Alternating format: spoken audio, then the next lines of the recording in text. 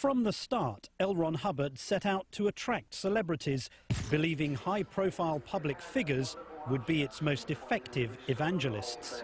Can you recall any celebrities who came into the centre when you were there? I met John Travolta, Kelly Preston, Priscilla Presley, Lisa Marie, Edgar Winter, Isaac Hayes, Tom Cruise. After Hubbard died in 1986, David Miscavige became the church's leader and soon embraced Tom Cruise with great fervour. But I guess it's helpful, isn't it, if you're an organisation with an individual as well-known, as famous, as successful as Tom Cruise? Sure, he's a good advocate? Well, look, I think anybody who would complain about having successful, well-known, happy people be John members Travolta, of their group, I think you'd be crazy to complain about that.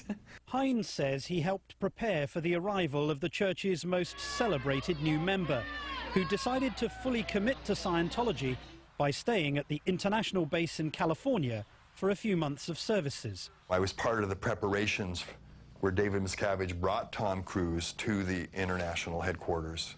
And Hines says nothing was to be spared. He had the very best auditors and the very best people looking after him, just the best treatment that anyone could possibly get, so that he got a favorable impression of Scientology. Marty Rathbun left the church in 2004 after 27 years. He was a top lieutenant to David Miscavige. Did you audit Tom Cruise? Yeah, extensively. So they were given what? A celebrity environment? Pampering? You got it. You got it. And who was doing that?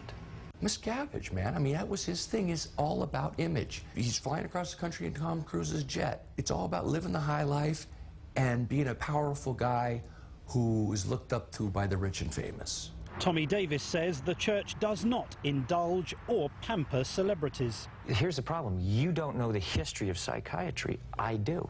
In recent years, Tom Cruise has been more confident about publicly asserting Scientology principles, particularly its rejection of psychiatric medicine. But that's what she went on the antidepressant for.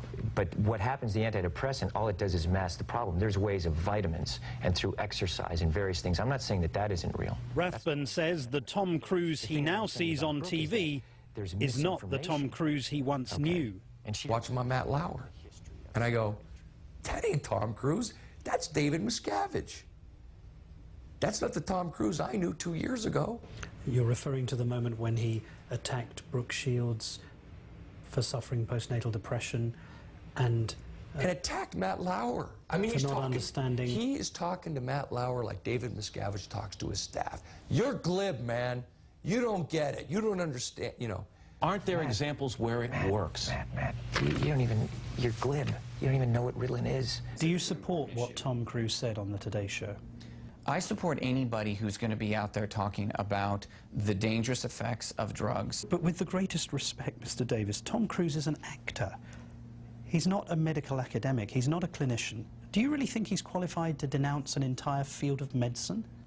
Well, I think your comments right there are actually quite degrading of actors and artists. What right do they have? They have every right. Cruise is one of many celebrities who've joined the church.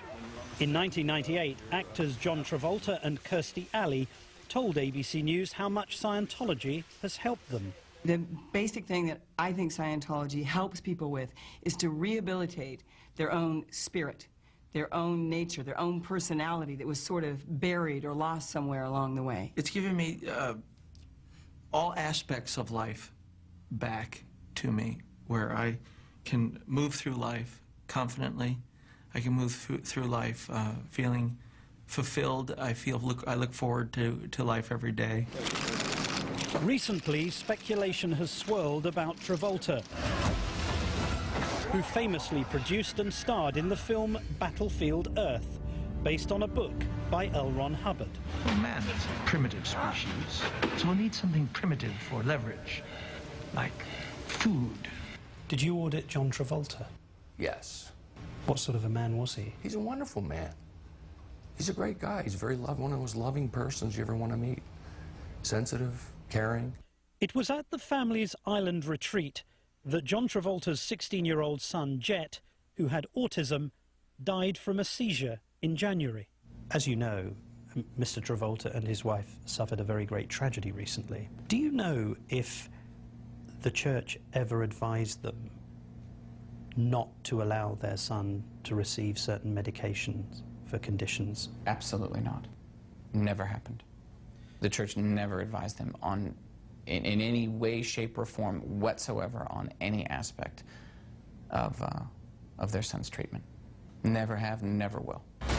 The tragic death has led to tabloid speculation that John Travolta might leave the Church of Scientology, something the church and Travolta's publicist fiercely denied. Just last week, John Travolta, his wife Kelly Preston, and Tom Cruise were at a major Scientology celebration in England. When we come back, the secrets of Scientology.